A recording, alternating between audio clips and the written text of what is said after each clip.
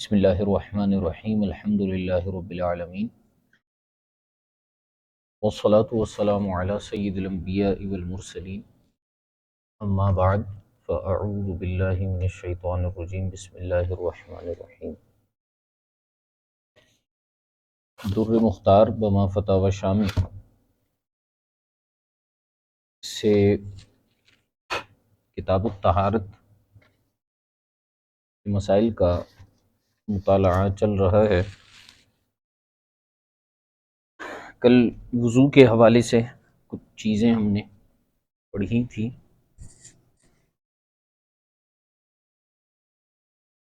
اور ابواب کی مطابقت اس کی طرف زیادہ توجہ دی تھی، اور پھر اس کے ساتھ ساتھ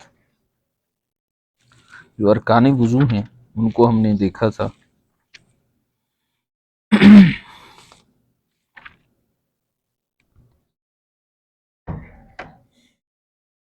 چار ارکان ہیں وضو کے، اور ان میں جو ہے وہ پھر دو طرح سے طہارت کے حصول کا طریقہ بتایا تھا۔ ایک تو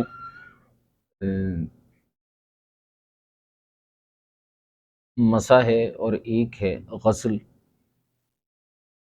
ان دو کو بیان کیا تھا۔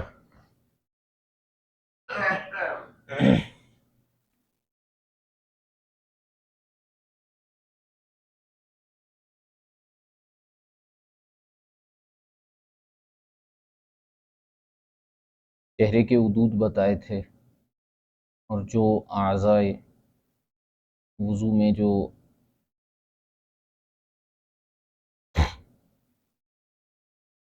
چار اعضاء کو دھونا ہے ان کے حدود بھی بتا دیے تھے۔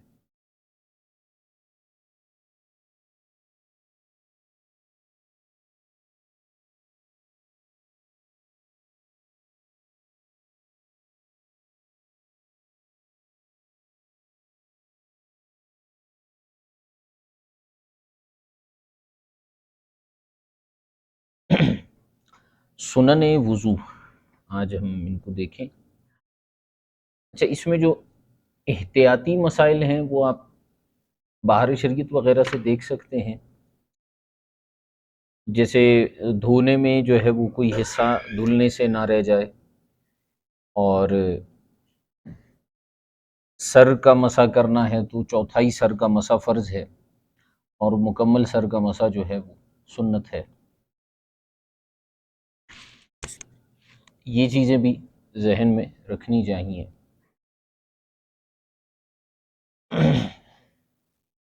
سنن وضو و سننہ، یہ ماتن نے بیان فرمایا۔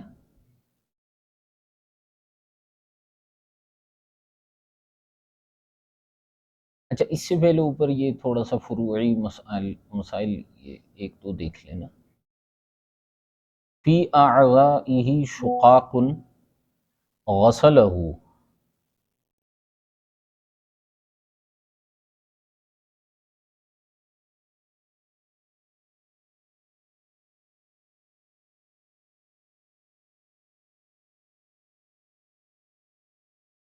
اگر کسی کے اعضاء میں جو ہے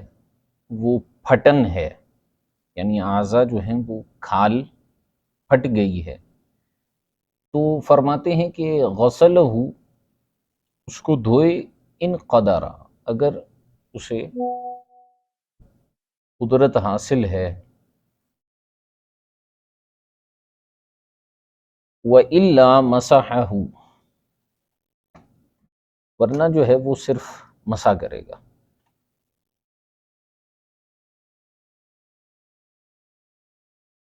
وَإِلَّا تَرَكَهُ، اور اگر جو ہے وہ مسح بھی نہیں کر سکتا تو ترک کر دے، وَلَوْ بِيَدِهِ، اگرچہ ہاتھ سے۔ وَلَا يَقْدِرُ عَلَى الْمَاءِ، اور اگر پانی پر بندہ قادر نہ ہو، تیمم، تیمم کرے، وَلَوْ قُطِعَ مِنَ الْمِرْفَقِ، اور اگر اس کا ہاتھ مرفق یعنی کونی تک کٹا ہوا ہے، غسل محل القطعی، تو جو حصہ ہے جہاں تک کٹا ہوا ہے اس حصے کو دھو لے تو وہ فرض جو ہے اس کا شمار ہو جائے گا۔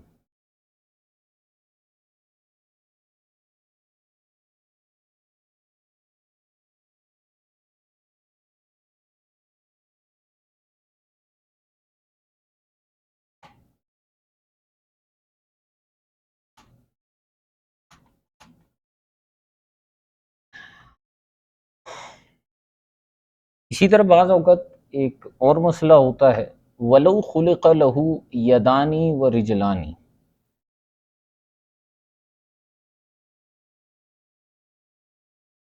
اگر کسی شخص کی تخلیق ایسے ہے، یعنی وہ ایسا پیدا ہوا کہ اس کے 2 ہاتھ اور 2 پاؤں ہیں۔ اچھا، یہ 2 ہاتھ 2 پاؤں سے مراد کیا ہے؟ یعنی جیسے مثال کے طور پر دائیں ہاتھ انسان کا ہوتا ہے اور بایاں ہاتھ ہوتا ہے، تو ایک ایک ہاتھ ہوتے ہیں اور مل کر ان کا مجموعہ 2 ہاتھ ہوتے ہیں۔ یہاں مراد ایک ہی محل میں 2 ہاتھ کا ہونا ہے، یعنی دائیں طرف 2 ہاتھ ہیں، یعنی پورا ہاتھ تو جو ہے وہ کونی تک کیا کہتے ہیں کلائی تک ایک ہے، اور آگے پھر 2 ہاتھ ہیں، یعنی 2 ہتھیلیاں ہیں، یا جو ہے وہ کونیوں سے 2 ہاتھ ہیں، اسی طرح 2 پاؤں ہیں ایک طرف۔ ہم،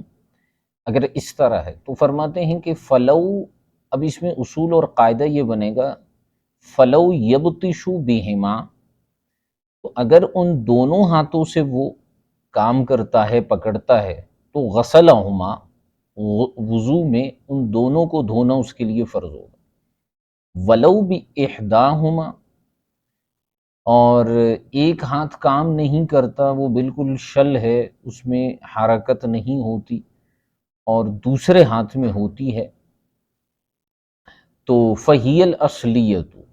اور تو جو ہاتھ کام کرنے والا ہے وہی ید اصلی کہلائے گا، فیغسلوہا، تو صرف اسی کو ہی دھوئے گا۔ وقت الزائدۃ ان نبتت من محل الفرض، اسی طرح کوئی زائد چیز جو محل فرض، یعنی وہ جگہ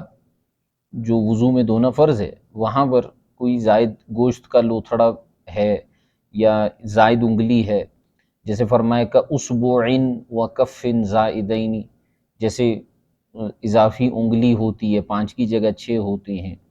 یا جو ہے ہتھیلیاں 2 ہوتی ہیں، وَإِلَّا، تو ان میں بھی یہی معاملہ ہوگا، وَإِلَّا فَمَا حَاذَا مِنْهُمَا مَحَلَّ الْفَرْضِ غَسَلَهُ وَمَا لَا فَلَا، اور اگر ایسا معاملہ نہیں ہے جو محل فرض میں نہیں ہے لیکن محل فرض کے قریب ہے، تو کہتے ہیں اگر وہ محل فرض کے بالکل قریب ہے یا اس کے قائم مقام ہے تو اس کو دھوئے گا، اور جو نہیں ہے اسے نہیں دھوئے گا، لیکن یندب، ہاں اگر وہ ان اعضاء کو بھی، جو اضافی اعضاء ہیں ان کو بھی دھو لیتا ہے تو یہ مستحب ہوگا، مجتبہ میں اس کو بیان کیا گیا۔ اچھا، سنن وضو کے متعلق گفتگو فرما رہے ہیں، فرمائے کہ علامہ شامی رحمۃ اللہ تعالی علیہ نے اس کے حوالے سے کچھ چیزیں بیان کی ہیں جو امپورٹنٹ ہیں، سمجھنے سے تعلق رکھتی ہیں۔ اعلم ان المشروعات 4 اقسام، فرمائیں کہ یہ جان لو کہ جو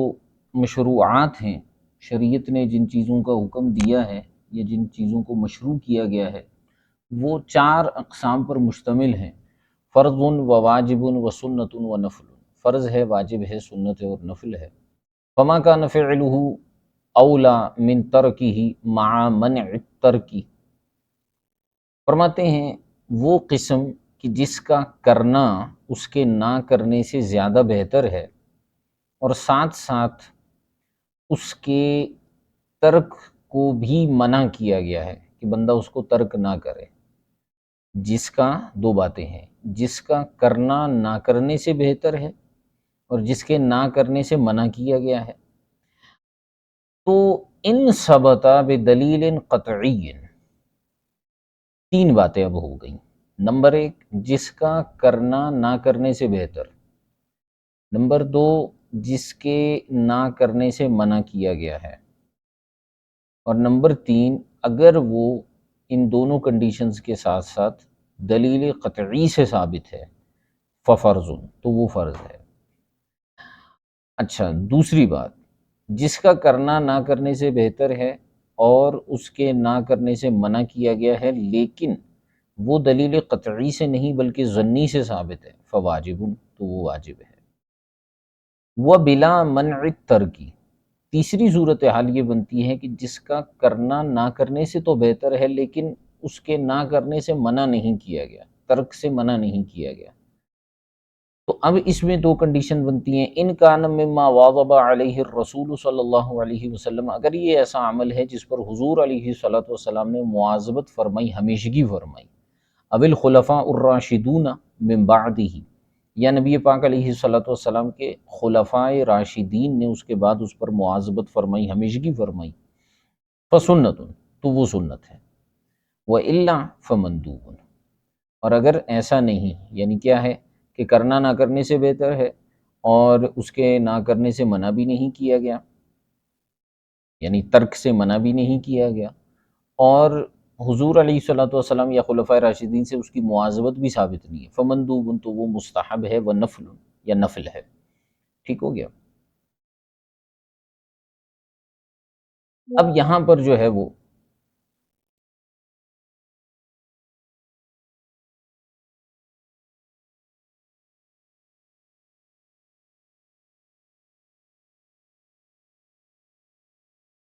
سنت کے متعلق جو ہے وہ مزید کچھ گفتگو چلتی ہے۔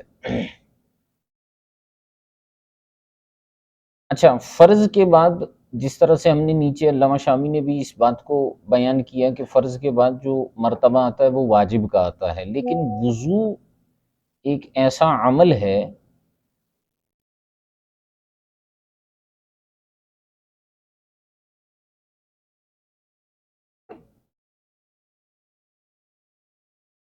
وضو ایک ایسا عمل ہے کہ اس میں فرض کے بعد سنتیں ہیں، واجبات اس میں نہیں ہیں۔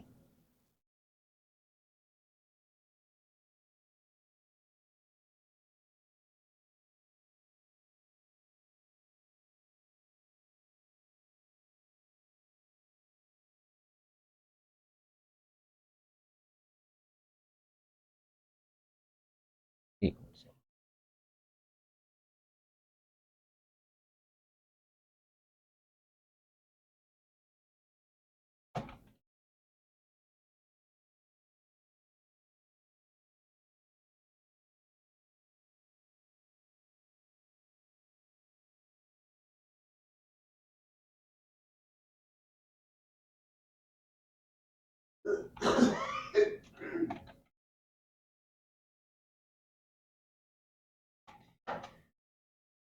تو اسی لیے اس کے بعد سنن کی بحث لے کر آئے، ٹھیک ہے۔ تو اب اس پر جو ہے وہ کلام دیکھیے کہ علامہ علاء الدین حصکفی رحمۃ اللہ تعالی علیہ یہاں سے اس کے حوالے سے ارشاد فرماتے ہیں کہ افاد انہ لا واجب للوضوء، جب فرائض کے بعد، ارکان کے بعد واجبات سنن کا ذکر کیا تو اس سے اس بات کا افادہ فرمایا کہ جو وضو ہے اس کے واجبات نہیں ہیں،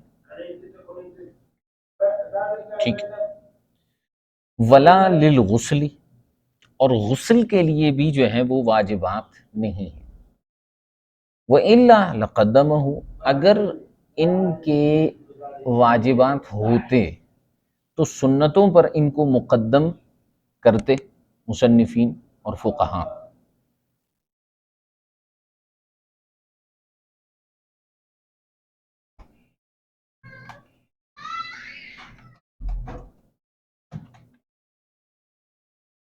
وَجَمَعَهَا، اور پھر یہاں پر دوسری بات یہ ہے کہ سنن کا ذکر کیا، سنت کا ذکر نہیں کیا، سنن اس کو جمع ذکر کیا، لِأَنَّ كُلَّ سُنَّةٍ مُسْتَقِلَّةٌ بِدَلِيلٍ وَحُكْمٍ، کیونکہ وضو کی جتنی بھی سنتیں ہیں وہ ہر سنت مستقلہ بالدلیل ہے، یعنی ہر ایک سنت کی ایک الگ سے دلیل اور حکم ہے، ٹھیک ہے، اس اعتبار سے اس کو سنن کہا۔ علامہ شامی رحمۃ اللہ تعالی علیہ نے اس پر کلام فرمایا اور ایک عنوان باندھا۔ شامی کا طریقہ یہ ہے کہ آپ مطلب کہہ کر بیان کرتے ہیں، فرمایا مطلب فی السنت و تعریفہا، مطلب ہے یعنی یہ عنوان ہے سنت اور اس کی تعریف کے بارے میں۔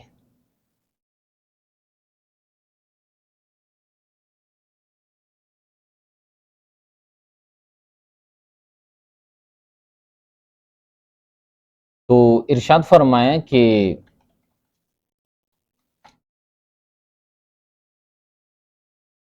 وَالسُّنَّةُ نَوْعَانِ، سنت کی دو قسمیں ہیں، سنت الہدا وَتَرْكُهَا يُوجِبُ إِسَاءَةً وَكَرَاهِيَةً، سنت ہدا اس کو کہتے ہیں کہ جس کا جو ترک ہے وہ اساءت کو لازم کر دیتا ہے اور کراہیت کو لازم کر دیتا ہے۔ اساءت کا معنی ہوتا ہے برائی یا گناہگار ہونا، کراہیت مکروہ ہونے کو لازم کر دیتا ہے، جیسے مثال کے طور پر جماعت ہے، اذان ہے، اقامت ہے اور اس طرح کی جو سنن ہیں، ٹھیک ہے۔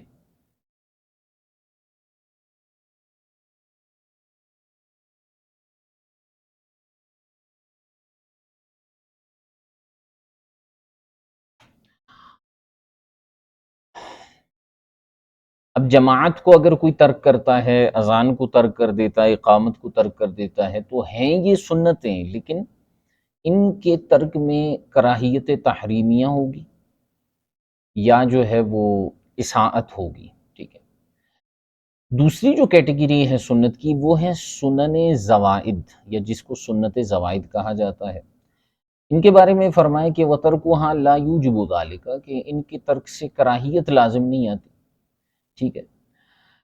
كسیر النبی صلی اللہ علیہ وآلہ وسلم فی لباسہ وقیامہ وقعودہ، جیسے نبی کریم صلی اللہ علیہ وآلہ وسلم کا رہنا اپنی لباس مبارکہ میں، آپ کا قیام فرمانا، آپ کا قعود فرمانا، بیٹھنا، ٹھیک ہے۔ والنفل، اور اسی طرح نفل، ومنہ المندوب، اور نفل ہی میں سے، نفل اضافی عمل کو کہتے ہیں، اسی میں سے مستحب بھی ہے۔ یصاب فاعلہ، اس کے کرنے والے کو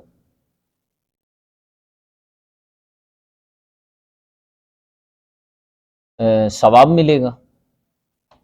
اور فرماتے ہیں ولا یسیء تارکہ، اور اگر کوئی اس کو ترک کرے گا تو وہ گناہگار نہیں ہوگا۔ قیل وہو دون سنن الزوائد،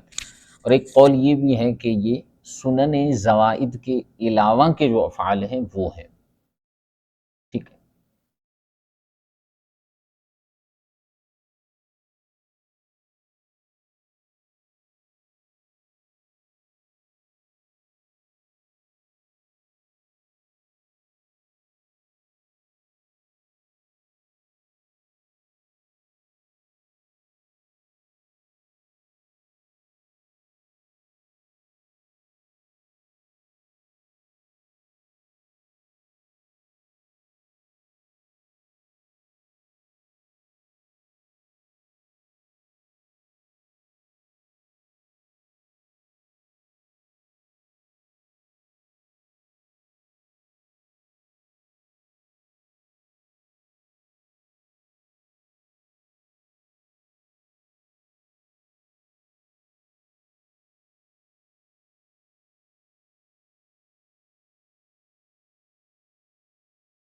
اچھا آگے دیکھیے، علامہ علاء الدین اسقفی رحمۃ اللہ تعالی علیہ نے اس کے حوالے سے گفتگو فرما لی کہ وضو کی جو ہیں وہ اس کے واجبات نہیں ہیں، اس کے سنن ہیں، تو ان کو ہم نے بیان کر دیے۔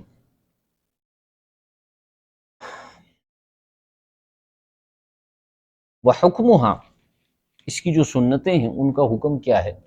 ما یوجر علی فعلہ ولا ویلام علی ترکہ، کہ یہ جو سنن ہیں ان کے ادا کرنے پر جو ہے وہ ثواب ملے گا اور ترک کرنے پر ملامت کیا جائے گا، ٹھیک ہے، یعنی عتاب ہوگا، عقاب نہیں ہوگا، عتاب ہوگا۔ وَكَثِيرًا مَا يُعَرِّفُونَ بِهِ لِأَنَّهُ محط مواقع انظارهم، وعرفها الشمني بما ثبت بقوله او بفعله وليس بواجب ولا مستحب لكنه تعریف لمطلقها۔ اچھا، پھر علامہ علاء الدین حصکفی رحمۃ اللہ تعالی علیہ فرماتے ہیں کئی فقہاء نے جو ہے وہ کئی جگہوں پر سنن کی تعریف بیان کی ہے مختلف اعتبارات سے، جیسے نیچے علامہ شامی علیہ الرحمہ نے بھی اس کے حوالے سے کلام فرمایا ہے، ٹھیک ہے۔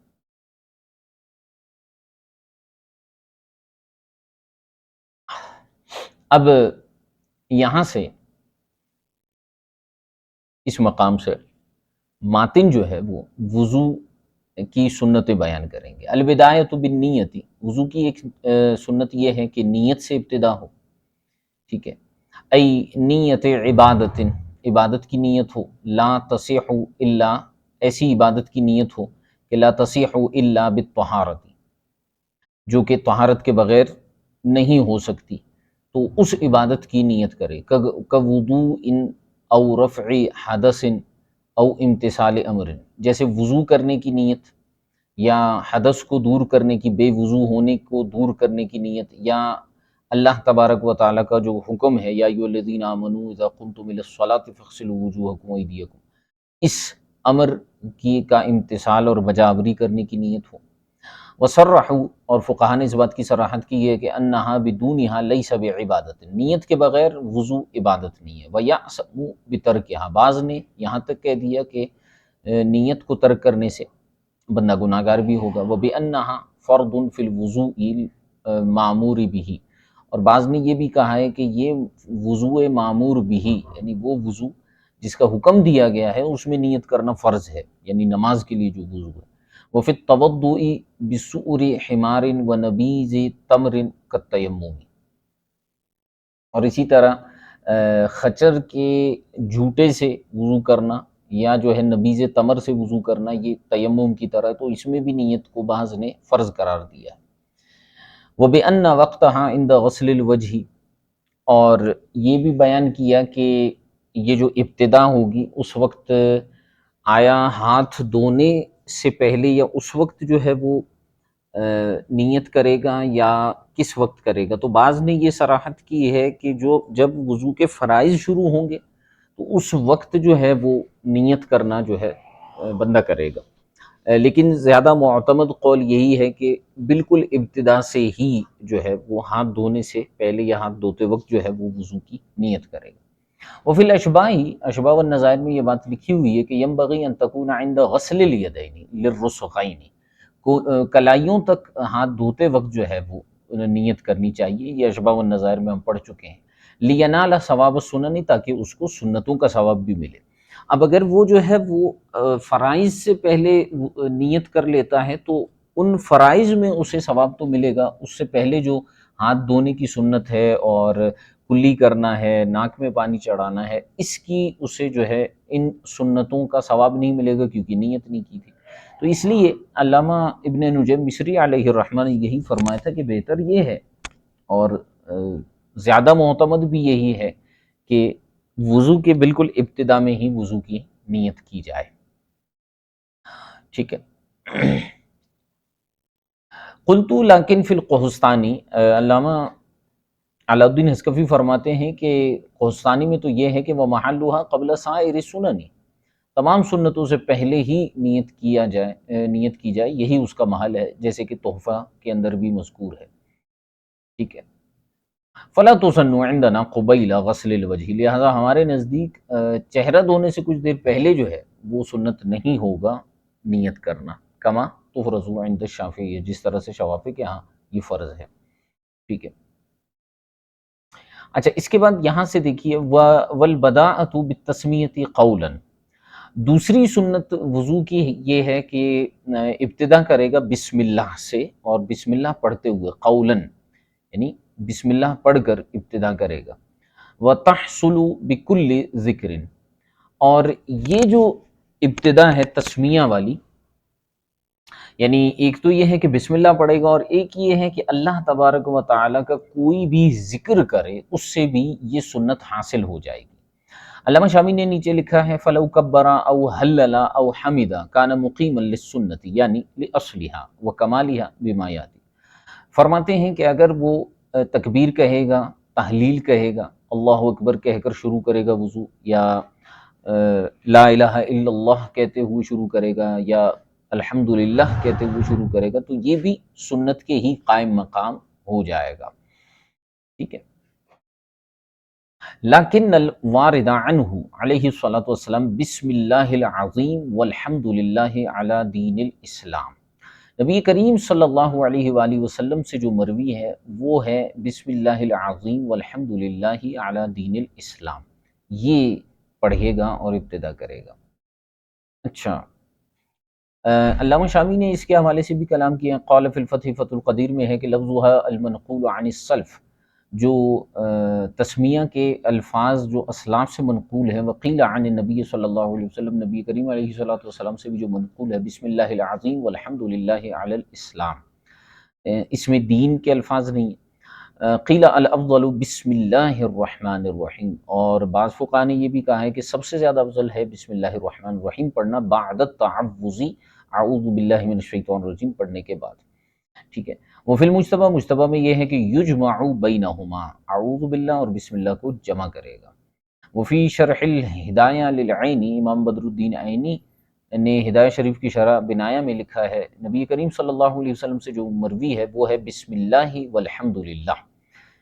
وضو کے شروع میں، جسے امام طبرانی نے جامع صغیر کے اندر جو ہے وہ روایت کیا ہے حضرت ابو ہریرہ سے اسناد صحیح کے ساتھ۔ بہرحال تو فرماتے ہیں وَتَحْصُلُ بِكُلِّ ذِكْرٍ، لیکن الوارد عنہ علیہ الصلاۃ والسلام بسم اللہ العظیم والحمد للہ علی دین الاسلام قبل الاستنجاء وبعدہ، استنجا سے پہلے بھی اور اس کے بعد بھی، الا حال انکشاف، لیکن اس کا مقصد یہ نہیں ہے کہ جب ستر عورت کھلا ہوا ہو تب یہ ذکر کرے، بلکہ استنجا سے پہلے یعنی ستر کھولنے سے پہلے، اور استنجا کے بعد یعنی ستر جو ہے وہ چھپانے کے بعد وہ یہ پڑھ سکتا ہے۔ وفی محل نجاست ویسمى بقلبہ،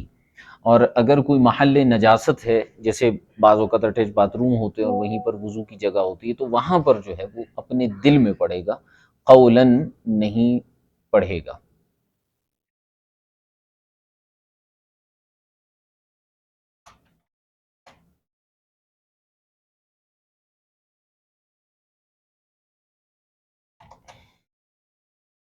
ولو نسیہا، اور اگر بھول گیا تو فسمى فی خلالہ، تو وضو کے دوران پڑھ لے۔ لا تحصل السنت، سنت تو حاصل نہیں ہوگا، بل المندوب، بلکہ یہ مستحب ہو جائے گا، کیونکہ سنت ہے ابتدا میں پڑھنا۔ وَأَمَّا الْأَكْلُ فَتَحْصُلُ السُّنَّةُ فِي بَاقِيهِ لَا فِي مَا فَاتَ۔ ہاں، کھانے کے حوالے سے جو ہے کہ کھانے کی ابتدا میں بسم اللہ پڑھے، لیکن اگر کھانے کے دوران پڑھ لیتا ہے تو یاد آتا ہے اسے تو پڑھ لے، تو اس میں فرماتے ہیں کہ باقی جو ہے وہ کھانے میں اسے سنت کا ثواب ملے گا، لیکن جو رہ گیا یعنی جس میں نہیں پڑھا تھا اس میں ثواب نہیں ملے گا۔ اور وضو کے معاملے میں یہ ہے، یا ایسی عبادت کہ جن کے ابتدا میں بسم اللہ پڑھنا جو ہے وہ سنت ہے، تو ان کے حوالے سے یہ ہے کہ اگر دوران اس کے جو ہے اسے یاد آیا اور اس نے پڑھ لیا تو اسے جو ہے وہ سنت کا تو ثواب نہیں ملے گا، لیکن مستحب ہوگا اس کے لیے۔ وَلْيَقُلْ بسم اللہ اولہ و آخری، اور اگر وضو کے بھی دوران اس کو یاد آیا تو وہ یوں ہی کہے کہ بسم اللہ اولہ و آخری۔ اچھا، اگلی جو سنت ہے والبداءۃ بغسل الیدین، ابتدا کرے گا دونوں ہاتھوں کو دھونے سے، الطاہرتین ثلاثا قبل الاستنجاء وبعدہ، دونوں ہاتھ ان کو دھوئے گا، ان کو دھونے سے ابتدا کرے گا، لیکن وہ ہاتھ پہلے سے پاک ہونے چاہیے 3 مرتبہ۔ استنجا سے بھی پہلے اور استنجا کے بھی بعد۔ وقید الاستيقاظ اتفاقی، اور ایک قید لگائی گئی ہے کہ اگر بندہ نیند سے اٹھتا ہے تو بھی ہاتھ دھونا جو ہے وہ اس کے لیے سنت ہے۔ یہ جو نیند سے اٹھنے والی جو قید ہے وہ اتفاقی ہے، احترازی نہیں ہے۔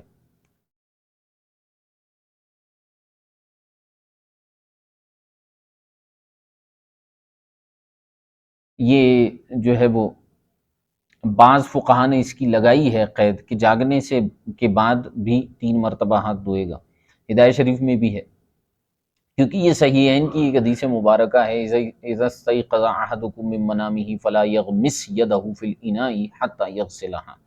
تم میں سے جب کوئی شخص نیند سے اٹھے تو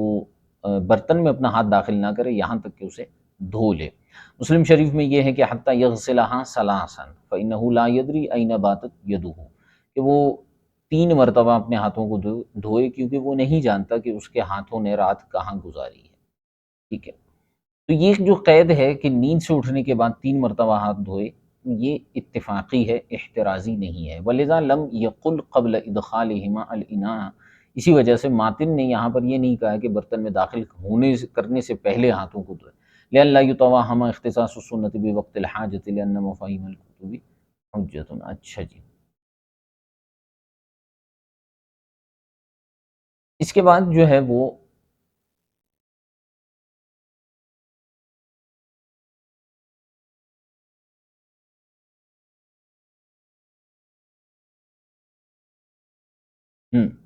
وَالْبُدَاءَةُ بِغَسْلِ الْيَدَيْنِ، دونوں ہاتھوں کو دھوئے گا، یہاں سے ابتدا کرے گا، إِلَى الرُّسْخَيْنِ، یعنی کہاں تک؟ کلائیوں تک۔ اس کے بارے میں فرمایا رسخین بالضم، ضمہ کے ساتھ ہے، مفصل الکف بین الکوع والرسوع۔ یہ جو کیا کہتے ہیں اس کو، رسخین کلائی کا مطلب یہ ہوتا ہے کہ یہ ہتھیلی کو جو ہے وہ ہاتھ سے، بازو سے جو ہے وہ علیحدہ کرنے والا ہوتا ہے، فاصلہ کرنے والا ہوتا ہے، اسی کو کلائی کہتے ہیں۔ ٹھیک ہے، تو یہاں سے جو ہے یعنی ہاتھ کی ڈیفینیشن انہوں نے بیان کی کہ ان کو پہلے دھویا جائے گا۔ وَهُوَ سُنَّةٌ، اور یہ سنت ہے، کما ان الفاتحۃ واجبۃ، جس طرح سے فاتحہ واجب ہے اسی طرح سے یہ سنت ہے، ینوب عن الفرض، جو کہ نائب ہوتا ہے فرض کا، وَيُسَنُّ غَسْلُهَا أَيْضًا مَعَ الذِّرَاعَيْنِ، اور اسی طرح جو ہے ہاتھوں کو ہاتھ کے ساتھ یعنی ذراع تک جو ہے وہ دھونا بھی مسنون ہے۔ والسواک، اور سنت بھی مسواک کرنا بھی سنت ہے، سنت مؤکدۃ، یہ سنت مؤکدہ ہے، کما فی الجواہر عند المضمضۃ، جیسے کہ جواہر کے اندر بھی بیان کیا گیا ہے، مضمضہ کے وقت یعنی کلی کرتے وقت جو ہے وہ مسواک کرنا جو ہے یہ انہوں نے لکھا ہے کہ یہ سنت مؤکدہ ہے۔ اچھا،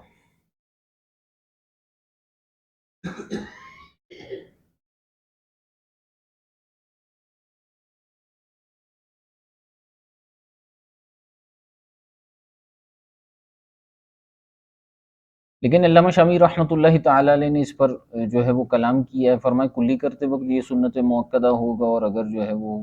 کلی نہیں کرے گا تو اس وقت سنت مؤکدہ نہیں ہوگا۔ بعض نے اس کو جو ہے مستحب بھی لکھا ہے، سنت مؤکدہ نہیں لکھا۔ بہرحال بعض نے اسے وضو کی سنتوں میں سے لکھا ہے، بعض نے اس کو جو ہے وہ کلی کرنے کے لیے بیان کیا ہے، بعض نے اس کو نماز کی سنتوں میں سے مسواک کرنے کو لکھا ہے۔ بہرحال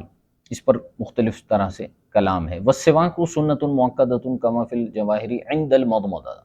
کلی کرتے وقت سنت مؤکدہ ہے، وقیل قبلہا، اور بعض نے یہ کہا ہے کہ کلی کرنے سے پہلے سنت ہے، وہو للوضوء عندنا، اور یہ جو سنت ہے شارح فرماتے ہیں علامہ علاء الدین حصکفی کہ یہ مسواک کرنا وضو کے لیے ہمارے نزدیک سنت ہے، الا اذا نسیہ، مگر یہ کہ اگر یہ بھول جائے تو بعد میں مسواک کر سکتا ہے، فیندب للصلاۃ، تو نماز کے لیے مستحب ہوگا۔ اس میں در حقیقت غالباً شوافی کا اختلاف ہے، ان کے نزدیک جو ہے وہ مسواک کرنا جو ہے وہ نماز کے لیے سنت ہے، لیکن احناف کہتے ہیں کہ مسواک جو ہے وہ وضو کے لیے سنت ہے۔ کما یندب لاسفرار سن وتغیر راحت وقراءۃ قرآن، جس طرح سے دانتوں کو سفید کرنے کے لیے جو ہے وہ سنت ہے، مستحب ہے، اور چہرے منہ کی بدبو کو دور کرنے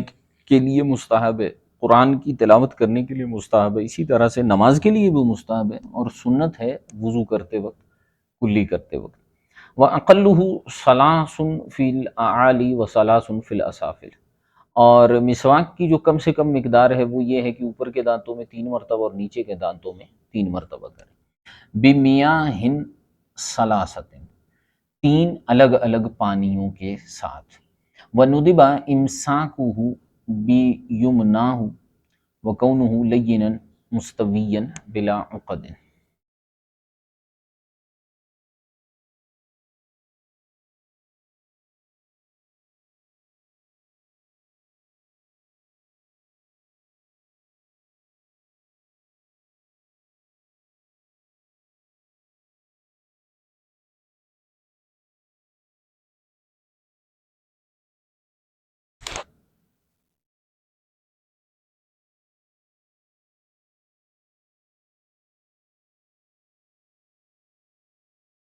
اور مستحب ہے مسواک کرنا سیدھے ہاتھ سے، اور پھر جو ہے وہ مسواک کی خصوصیات بتا رہے ہیں، وَكَوْنُهُ لَيِّنًا مُسْتَوِيًّا بِلَا عُقَدٍ، کہ وہ بالکل سیدھی ہو اور نرم ہو، فی غلظ الخنصر وطول شبر ویستاک عرضا ولا طولا، چوڑائی میں مسواک کرے گا، لمبائی میں نہیں کرے گا، لا مضطجعا، لیٹ کر نہیں کرے گا، ٹیک لگا کر نہیں کرے گا، فإنہ یورث کبر الطحال ولا یقبضہ، اور مٹھی پکڑ کر مسواک نہیں کرے گا، ٹھیک ہے، فإنہ یورث الباسورہ، کیونکہ یہ بواسیر کا مرض لاحق کر لیتا ہے، ولا یمسہ، مسواک کو چوسے گا نہیں، فإنہ یورث العمی، یہ اندھاپن پیدا کرتا ہے۔ اچھا، مسواک کرنے کے بعد ثم یغسلہ، مسواک کو دھوئے گا، وإلا فیستاک الشیطان بہ، وگرنہ شیطان اس کے ساتھ مسواک کرے گا۔ اچھا، یہ اپنی طرف سے باتیں نہیں کر رہے، بلکہ یہاں پر نیچے اس پر روایات آپ کو جو ہیں وہ علامہ شامی رحمۃ اللہ تعالی علیہ جو ہیں وہ بیان فرما رہے ہیں۔ ایسا نہیں ہے کہ یہ محض اپنی طرف سے، جس طرح سے فی زمانہ جو ہیں وہ باتیں ہوتی ہیں کہ آپ اس طرح کی باتیں کر رہے ہیں، تو یہاں پر جو ہے وہ سارے کا سارا اس پر تفصیل جو ہے وہ بیان کی گئی ہے۔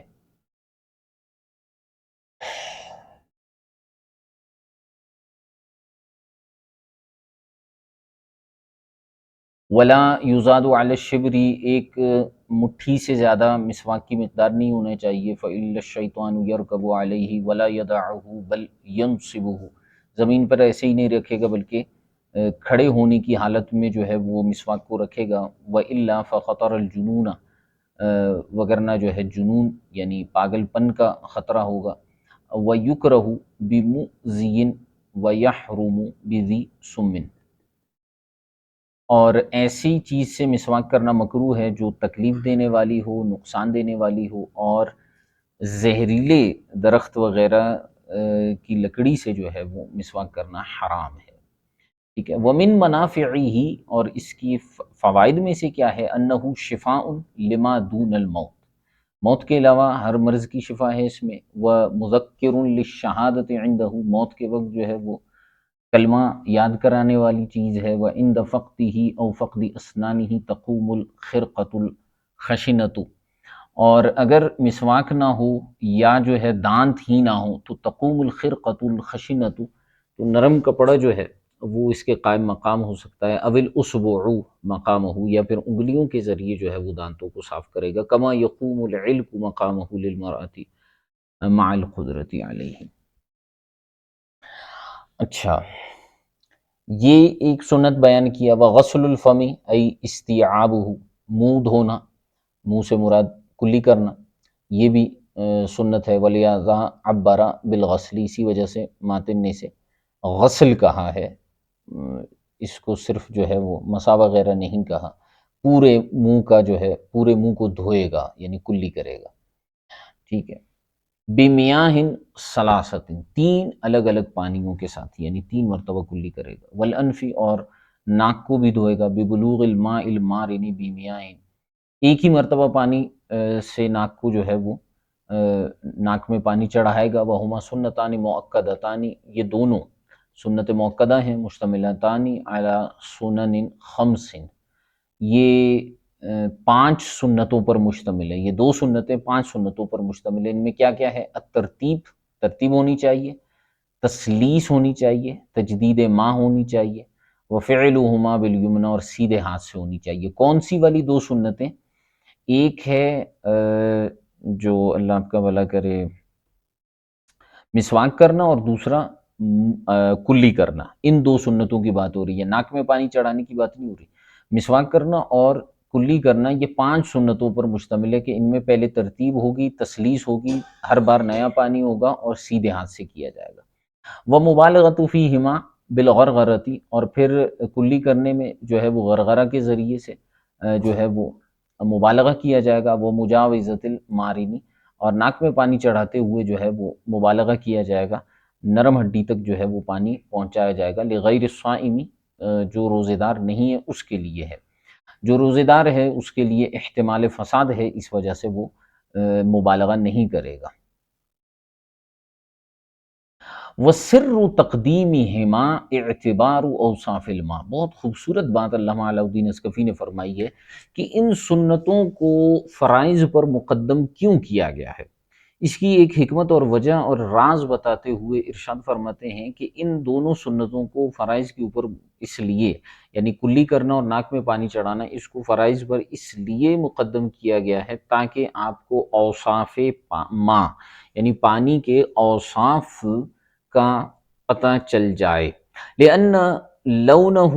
یدرک بالبصر، کیونکہ پانی کا رنگ تو دیکھنے سے پتہ چل جائے گا، وطعمہ یدرک بالفمی، اور اس کا جو ذائقہ ہوگا وہ منہ سے پتہ چلے گا، وریحہ بالانفی، اور پانی کا جو پانی کی جو بو ہوگی وہ ناک میں پانی چڑھانے سے ہی پتہ چلے گی، ٹھیک ہے۔ تو یہی اوصاف ثلاثہ ہوتے ہیں کہ جس کی وجہ سے پھر پانی کے مطہر اور غیر مطہر ہونے کا حکم ہم لگاتے ہیں، رنگ، بو اور ذائقہ، تو وہ تینوں اسی طرح سے اسے پتہ چلیں گے۔ اگر درست ہوا تو آگے جو ہے وہ اپنے فرائض مکمل کرے گا وضو کے، اور اگر یہ اوصاف متغیر ہوئے تو پھر آگے فرائض مکمل نہیں کر سکتا۔ وَلَوْ عِنْدَهُ مَاءٌ يَكْفِي لِلْغَسْلِ مَرَّةً مَعَهُمَا وَثَلَاثًا بِدُونِهِمَا غَسَلَ مَرَّةً، فرماتے ہیں اگر کسی کے پاس اتنا پانی ہے کہ اگر کلی کرے اور ناک میں پانی چڑھائے تو ایک ایک مرتبہ ہو سکتا ہے، اور اگر تین مرتبہ جو ہے وہ کرنا چاہے تو صرف یا تو کلی ہو سکتی ہے یا تو ناک میں پانی چڑھا سکتا ہے، تو پھر فرماتے غسل مرتن، تو ایک ہی مرتبہ کرے گا، ٹھیک ہے۔ وَلَوْ أَخَذَ مَاءً، اور اگر کسی نے ایک جو ہے وہ چلو پانی لیا، فَمَضْمَضَ بِبَعْضِهِ، بعض سے اس نے تھوڑے سے پانی سے اس نے جو ہے کلی کیا، وَاسْتَنْشَقَ بِبَاقِيهِ، اور باقی کو ناک میں چڑھایا، أَجْزَأَهُ، تو وہ اسے کافی ہوگا، وَعَكْسُهُ لَا، اور اس کا برعکس جو ہے اسے کافی نہیں ہوگا، یعنی اگر پہلے ناک میں پانی چڑھایا اور اسی کلی سے، اور پھر جو ہے اسی چلو سے، اور پھر جو ہے اسی باقی سے جو ہے اس نے کلی کیا، تو یہ اسے کافی نہیں ہوگا۔ وَهَلْ يُدْخِلُ أُصْبُعَهُ فِي فَمِهِ وَأَنْفِهِ، اور دوسرا ایک سوال یہ پیدا ہوتا ہے کہ کیا اپنے منہ میں اور اپنے ناک میں انگلی داخل کرے گا یا نہیں کرے گا؟ تو اس کے متعلق فرماتے ہیں الاولی نعم، بہتر تو یہ ہے کہ کرے گا۔ اسی طرح ایک اور سنت ہے وتخلیل اللحیتی، لحیہ یعنی داڑھی کا خلال کرے گا، لغیر المحرم بعد التسلیس، محرم کے لیے جو ہے وہ محرم کے علاوہ بندہ جو ہے وہ خلال کرے گا داڑھی کا، ٹھیک ہے۔ وَيَجْعَلُ ظَهْرَ كَفِّهِ إِلَىٰ عُنُقِهِ، اور اپنے ہتھیلی کو جو ہے وہ اپنے گردن یعنی اپنے گلے کی طرف سے لے کر آئے گا اوپر، احرام کی حالت میں نہیں کرے گا کیونکہ بالوں کے ٹوٹنے کا اندیشہ ہے، ٹھیک ہو گیا۔ اچھا چلیں اس کو یہیں تک رکھ لیتے ہیں، باقی جو سنن ہیں انشاءاللہ الکریم ان کو بعد میں دیکھیں گے۔ آج یہیں تک ہم اس کو رکھ لیتے ہیں، اگر کوئی سوال وغیرہ ہے تو ارشاد فرمائیں۔ جی کوئی سوال وغیرہ ہے تو بتا دیں۔